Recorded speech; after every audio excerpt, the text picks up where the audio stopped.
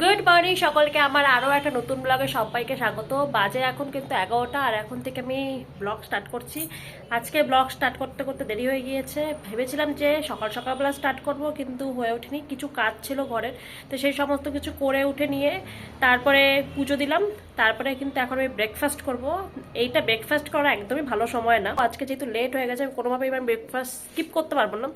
তাই ব্রেকফাস্টটা এখন বানাবো। ব্রেকফাস্টটা খেয়ে নিই, তারপরে ব্লগটা কন্টিনিউ করব। আর আজকে আমাদের সকালে ব্রেকফাস্ট অনেক দিন পরে চিড়ের পোলাও, মানে লিটারেলি 2 মাস পরে তো আমি চিড়ের পোলাও খাচ্ছি। মাঝখানে একদম খাইনি, কারণ নতুন বিনস উঠেছে, ক্যাপসিকামও আছে, তো সব সবজি দিয়ে কিন্তু চিড়ের পোলাও বানিয়ে নিয়েছে আজকে। ওয়েদার কিন্তু আজকে প্রচণ্ড খারাপ, তাই খারাপ ওয়েদারে কিন্তু সব থেকে পারফেক্ট খাওয়া হচ্ছে খিচুড়ি, আর তার সাথে হচ্ছে গরম গরম পকোড়া আর ডিম ভাজা।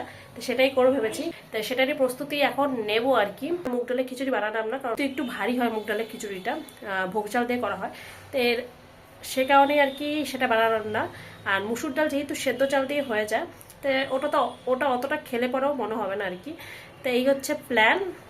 এখন যাই, গিয়ে রান্নাবান্নাকে তৈরি করি। আর এখানে বাঁধাকপির পকোড়া হবে, সে কারণে বাঁধাকপিটাকে করে নিয়েছি।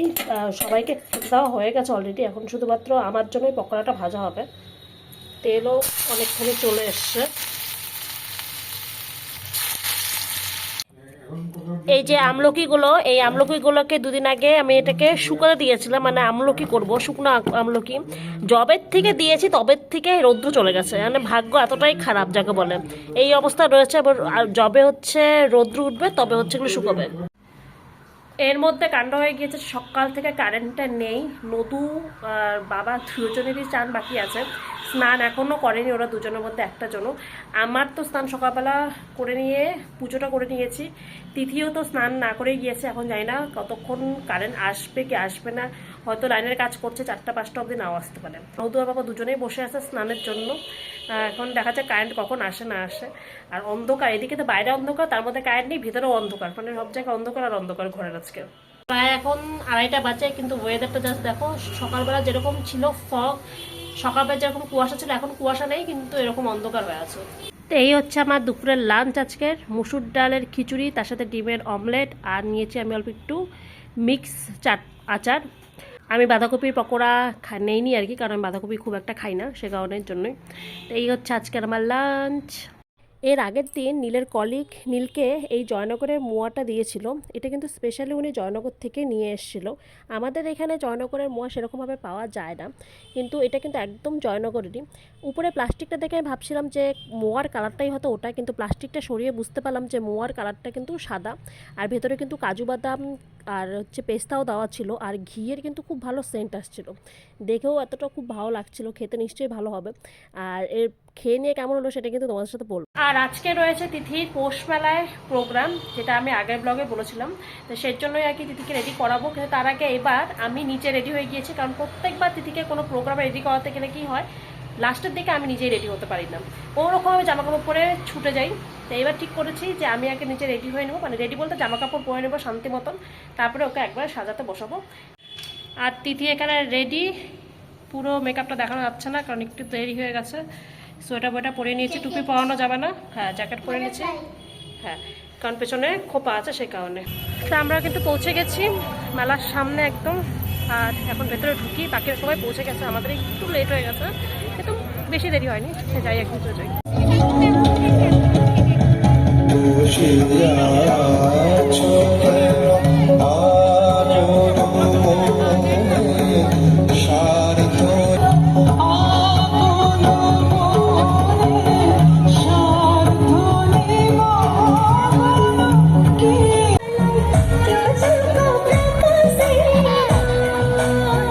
আমাদের মেয়েদের নাচ যেহেতু মানে একটু তাড়াতাড়ি ছিল, সে কারণে বেশিক্ষণ দাঁড়াতে হয়নি। এখানে সবাই রেডি হচ্ছিল ওরা, মানে ওদের এর পরের ডান্সই ওদের ছিল। তো সবাই সোয়েটার টোয়েটারগুলো একদম রেডি, সবাই স্টেপগুলো মনে করে নিচ্ছিল এখানে। আর এরপরে কিন্তু আমাদের মেয়ের নাচটা কিন্তু হবে।